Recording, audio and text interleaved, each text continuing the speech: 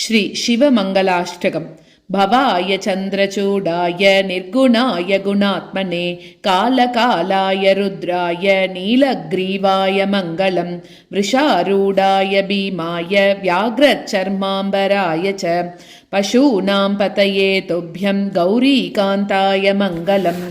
भस्मोद्दूलितदेहाय व्यालयज्ञोपवीतिने रुद्राक्षमालाभूषाय व्योमकेशाय मङ्गलम्। सूर्यचन्द्राग्निनेत्राय नमः कैलासवासिने सच्चिदानन्दरूपाय प्रमथेशाय मङ्गलम्। मृत्युञ्जयाय साम्बाय सृष्टिस्थित्यन्तकारिणे त्रयम्बकाय सुशान्ताय त्रिलोकेशाय मङ्गलम्। गङ्गाधराय सोमाय नमो हरिहरात्मने उग्राय त्रिपुरग्नाय वामदेवाय मङ्गलम्। सद्योजाताय शर्वाय दिव्यज्ञानप्रदायिने ईशानाय नमस्तुभ्यं पञ्चवक्त्राय मङ्गलम्। सदाशिवस्वरूपाय नमस्तत्पुरुषाय च अघोराय च घोराय महादेवाय मङ्गलम्। मङ्गलाष्टकमेतद्वै शम्भोर्यः कीर्तयेत् दिने तस्य मृत्युभयं नास्ति रोगपीडाभयं तथा। इति श्री शिवमङ्गलाष्टकं सम्पूर्णम्। दारिद्र्यदहन शिवस्तोत्रम्। विश्वेश्वराय नरकार्णवतारणाय कर्णामृताय शशिशेखरधारणाय कर्पूरकान्तिधवलाय जटाधराय दारिद्र्यदुःखदहनाय नमः शिवाय।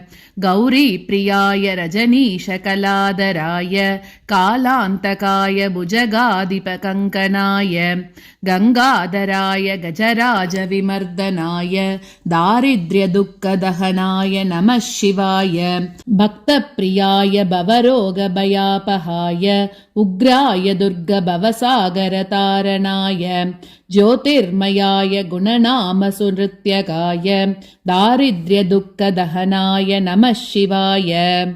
चर्मम्बराय शवभस्मविलेपनाय बालेक्षणाय मणिकुण्डलमण्डिताय मञ्जीरपादयुगलाय जटाधराय दारिद्र्यदुःखदहनाय नमः शिवाय। पञ्चाननाय फणिराजविभूषणाय हेमांशुकाय भुवनत्रयमण्डिताय आनन्दभूमिवरदाय तमोमयाय दारिद्र्यदुःखदहनाय नमः शिवाय।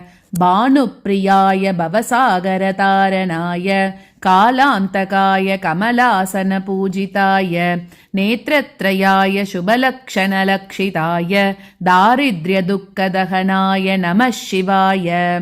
रामप्रियाय रघुनाथवरप्रदाय नागप्रियाय नरकार्णवतारणाय पुण्येषु पुण्यभरिताय सुरार्चिताय दारिद्र्यदुःखदहनाय नमः शिवाय। मुक्तेश्वराय फलदाय गणेश्वराय गीतप्रियाय वृषभेश्वरवाहनाय मातङ्गचर्मवसनाय महेश्वराय दारिद्र्यदुःखदहनाय नमः शिवाय। वसिष्ठेन कृतं स्तोत्रं सर्वरोगनिवारणं सर्वसम्पत्करं शीघ्रं पुत्रपौत्रादिवर्धनं त्रिसन्ध्यं यः पठेन्नित्यं स हि स्वर्गमवाप्नुयात्। इति श्री दारिद्र्यदहन शिवस्तोत्रं सम्पूर्णम्।